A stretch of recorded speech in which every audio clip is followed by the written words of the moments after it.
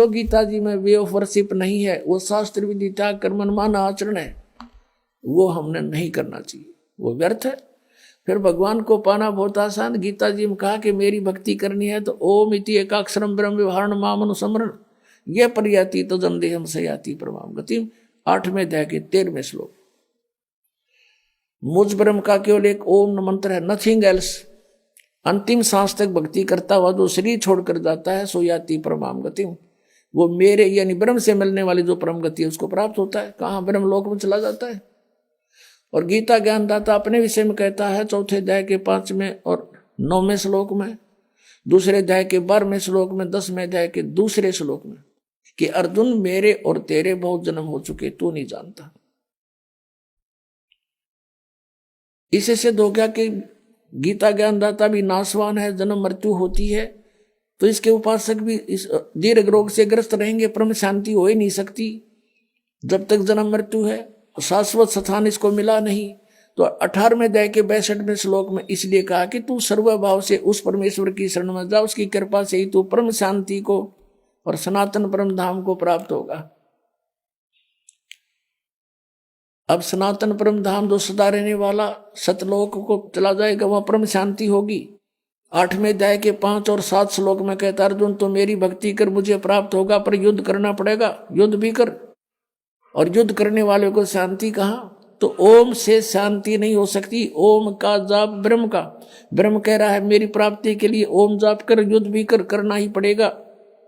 और तुझे परम शांति चाहिए तो उस परमात्मा के पास जा, यहां कोई शांति नहीं है। उसके लिए क्या बताया 17वें अध्याय के 23वें श्लोक में कि ओम तत्सतिति निर्देश ब्रह्मण तिर्विद समर्थ है। सच्चिदानंद घन ब्रह्म का केवल एक ओम तत्सत, ये 3 मंत्र का जाप है, नथिंग एल्स, और कुछ नहीं। यही निर्देश है, फाइनल फैसला है। और पुण्यात्मा ओम तो ब्रह्म का ये बिल्कुल, ये तो स्पष्ट है, यही मंत्र है। और तत् और सत ये सांकेतिक हैं, गुप्त हैं, कोड वर्ड है, ये दास बता सकता है, इस पृथ्वी पर किसी के पास नहीं है। यदि कोई इस दास से ये सुनकर फिर आगे आप पे प्रभु पाक जाएगा, गुरु बन जाता है, नाम देता, वो अनधिकारी है, वो सबसे बड़ा शत्रु है आपका।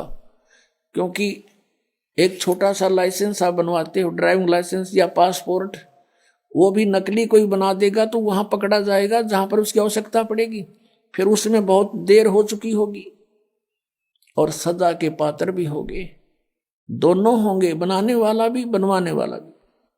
तो ये ओम तत्सत ये 3 मंत्र अभी आपको बताया था 15वें अध्याय के 16 और 17 श्लोक में 3 पुरुष है, एक सरपुरुष, एक अक्षर पुरुष, एक परम अक्षर पुरुष। 8वें अध्याय के मंत्र 1 में अर्जुन ने पूछा कि हे प्रभु, आपने 7वें अध्याय के 29वें श्लोक में जिस तत्परम के विषय में कहा कि उसको जानने के बाद फिर तो जरा मरण से ही छूटने का प्रयत्न करते हैं साधक, यहाँ की किसी वस्तु नहीं मांगते।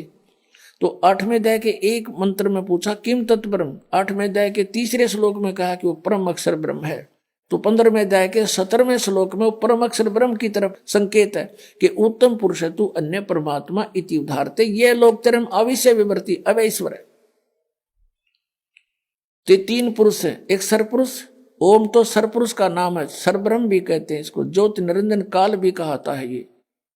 और अक्षर पुरुष इसका ये तत्व मंत्र है, ये गुप्त है, ये दास बताएगा।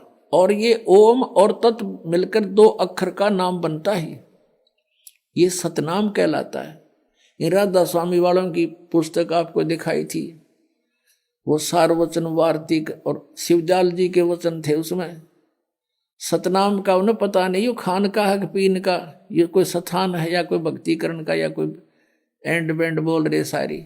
तो वो कहाँ के सतलोक जाएंगे, वो उनके अनुयायी कहाँ आँख नीचे बैठे हो अज्ञानियों के पीछे, भूल लगी है भारी और जीवन व्यर्थ हो रहा उन भोली आत्माओं का। तो गीता जी में जो लिखा उसके अतिरिक्त हम जो साधना करते हैं वो शास्त्र विधि त्याग कर मनमाना आचरण है।